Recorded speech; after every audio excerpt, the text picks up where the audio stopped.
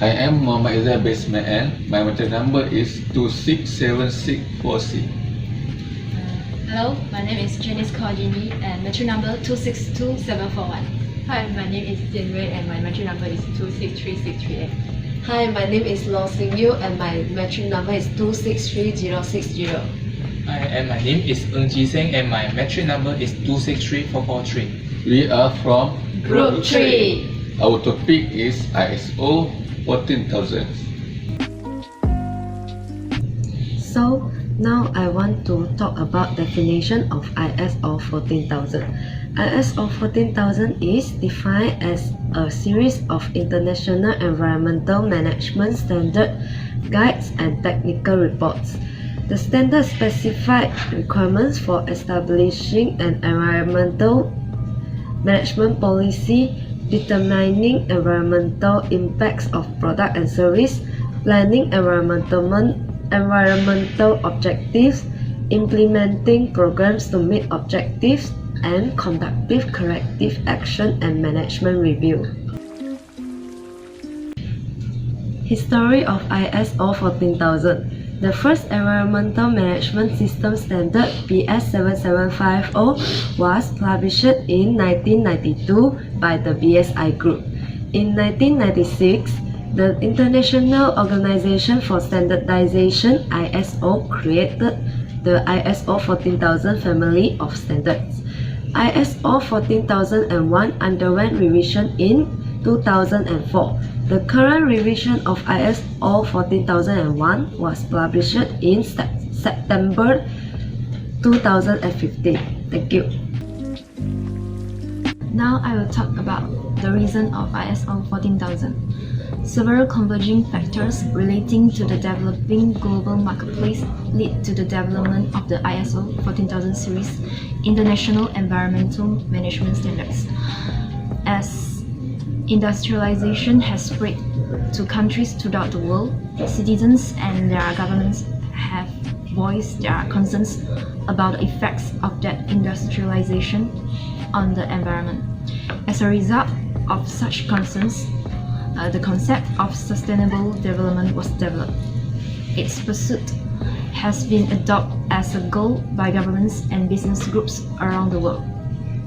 There are several reasons for the ISO 14000 series standard. Firstly, the impetus for the ISO 14000 was the desire of businesses to self-regulate and minimize their exposure to government regulation. Such regulations can be burdensome. For example, in the United States, environmental regulations fill more than 20,000 pages of the Federal Register, and there are thousands of additional environmental regulations at the state and local levels. Secondly, impetus for the ISO 14000 series standards came from the United Nations Conference on the Environment and Development, which was held in Rio de Janeiro in 1992 and attended by representatives of more than 100 nations.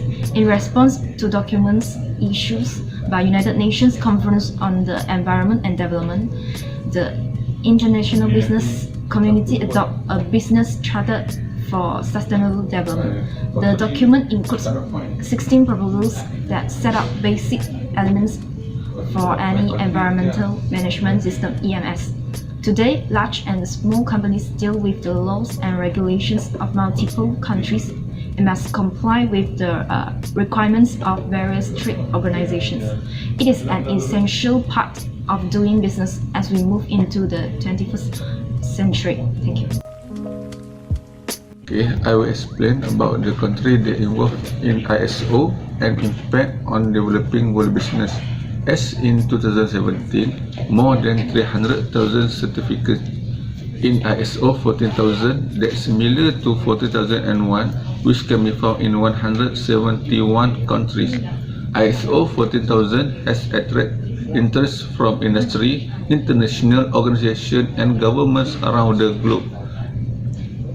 Policymakers and industry both appears to be looking in the standards as a key component of a new paradigm for cooperation between regulators and industry. The realization seems to have result from a growing awareness that the fragmented reactive approach to environmental management in the past has not produced optimal results.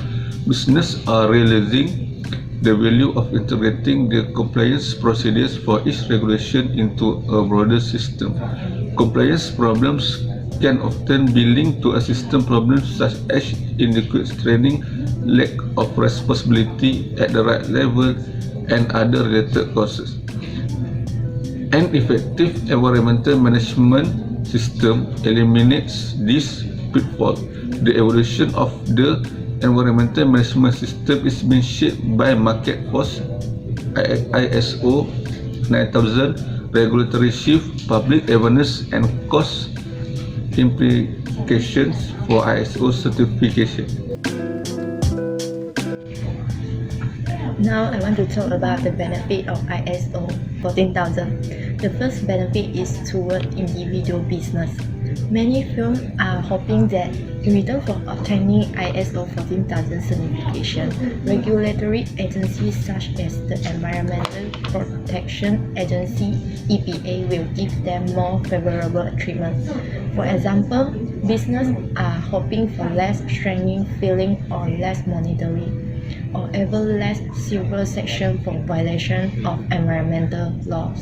The second benefit is can help reduce the workload of environmental inspectors. The extent that the business regulate themselves, government will not have to do as much work to identify violation of environmental laws. The third benefit is can provide a company with a systematic approach for implementing an environmental management system that will qualify it for participation in the EPA Excellence in Leadership ELF program. Participation in the ELF program can result in leniency by the EPA toward a company that self-discovers violation of environmental law and makes timely effort to comply with the law. For me, I do a presentation about the limitation of ISO 14000. The first limitation of ISO 14000 is the cost. To implement the ISO 14000, it requires to spend a huge amount of money. For example, to be certified by ISO 14000, it is compulsory to pay the third-party audit and invest money in training staff. Moreover, to maintain the ISO 14000 system, it requires additional resources which involve internal and external auditor facility and manpower, the cost for surveillance audit every 6 months, and the cost for continual improvement of the company operation. Therefore, all the costs mentioned above will become a huge burden for company, especially for the SME. The second limitation of ISO 14000 is the time and resources. Companies state that it requires both management and employee time to do it in a proper way. For instance, the time involved in the external and internal audit, surveillance audit, extra paperwork for the documentation, and continual improvement of the company operation. Moreover, companies use their time to gather data and prepare report, and this may distract the time available for company to focus on the real environmental issue, which will affect the efficiency of the production process. In addition, for some companies which with limited resources will result in increased workload for staff and reduced efficiency to do their normal work. Furthermore, it will also require a relatively longer time to training staff, such as the time required to change the attitude of the staff with a previous knowledge. Thank you.